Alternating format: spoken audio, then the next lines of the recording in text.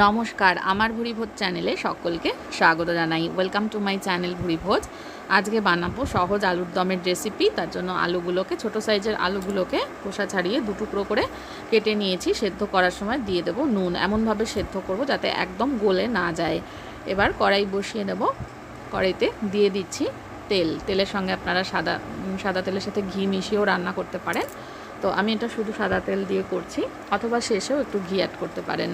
তেলটা গরম হয়ে গেলে এর মধ্যে 3 রকমের ফোড়ন দেব, সর্ষে, মেথি আর জিরে। এই 3টে ফোড়নে আলুর দমের ফ্লেভারটা কিন্তু ভীষণ ভালো হয়। তো ফোড়নটা ভাজা হয়ে গেলে এর মধ্যে 2 পিঞ্চের মতো হিং দিয়ে দিলাম।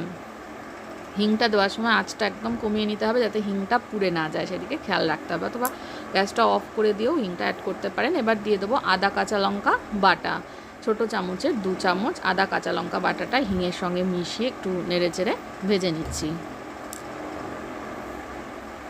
ভাজা হয়ে গেলে এবার সেদ্ধ করে রাখা আলুগুলো এর মধ্যে দিয়ে দেব। আগেও আমি বলেছি আলুটা এমনভাবে সেদ্ধ করব যাতে আলুটাকে ভাজা যায়, একদম গলে না যায়। আলুগুলো দিয়ে দিচ্ছি, দিয়ে এবার মিক্স করে আলুটাকে ভেজে নিতে হবে। ঝটপট হয়ে যাবে ভীষণ, এবং খেতেও কিন্তু ভীষণ সুস্বাদু হয়। গরমে এরকম একটা আলুর দমের রেসিপি কিন্তু খেতে সকলেই পছন্দ করবে। এবার এর মধ্যে আমি দিয়ে দেবো হলুদ গুঁড়ো। হলুদ গুঁড়োটা দিয়ে ভালো করে মিশিয়ে নিচ্ছি। মিশিয়ে নেড়েচেড়ে আলুটাকে আরও একটু ভেজে নেব। আলুর দমের এই রেসিপিটা যদি ভালো লাগে আপনাদের, অবশ্যই আমার চ্যানেলটাকে সাবস্ক্রাইব করতে ভুলবেন না, আর লাইক শেয়ার করতে ভুলবেন না। এবার আলুটা একটু ভাজা হয়ে গেলে এর মধ্যে আরও একটু নুন অ্যাড করলাম। আলুটা সেদ্ধ করার সময় কিছুটা নুন দিয়ে সেদ্ধ করেছিলাম, এখন একটু নুন অ্যাড করে দিলাম। এবার দিয়ে দেবো এর মধ্যে একটু চিনিও। চিনিটাও একটু ভালো করে মিক্স করে নেওয়ার পরে দিয়ে দেবো ধনে গুঁড়ো। এর মধ্যে জিরে গুঁড়ো কিন্তু পড়বে না। আমি এর মধ্যে শুধুমাত্র ছোটো চামচের 1 চামচ ধনে গুঁড়ো ব্যবহার করলাম। এবার এর মধ্যে দিয়ে দেবো ছোটো বাটির হাফ বাটি মতন টক দই। দইটা যদি টকের ভাব বেশি থাকে তাহলে কিন্তু চিনিটা আরও একটু অ্যাড করতে হবে। এবার দইটাকে কষিয়ে নিতে হবে আলুর সাথে, যতক্ষণ না পর্যন্ত দই থেকে একদম তেল ছাড়তে শুরু করছে ততক্ষণ পর্যন্ত কিন্তু দইটাকে কষিয়ে নেব।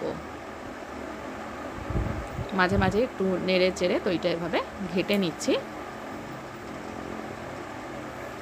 লুচি পরোটার সঙ্গে এরকম আলুর দম কিন্তু অসাধারণ লাগে, ভীষণই সুস্বাদু হয়, আর গরমকালে খাওয়ার জন্য কিন্তু পারফেক্ট। আলুটা গলে গেছে।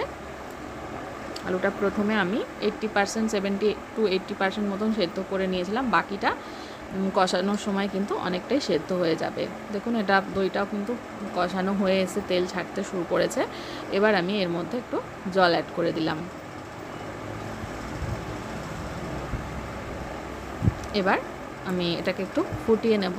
ঝোলটা ফুটে ঘন হয়ে এসছে। এবার শেষে দিয়ে দিলাম গরম মশলা গুঁড়ো। এই সময় এসে একটু ঘি অ্যাড করতে পারেন, তবে ঘি ছাড়াও কিন্তু ভীষণ ভালো লাগবে। আমি যেহেতু গরমকাল সেই কারণে ঘিটা অ্যাড করছি না।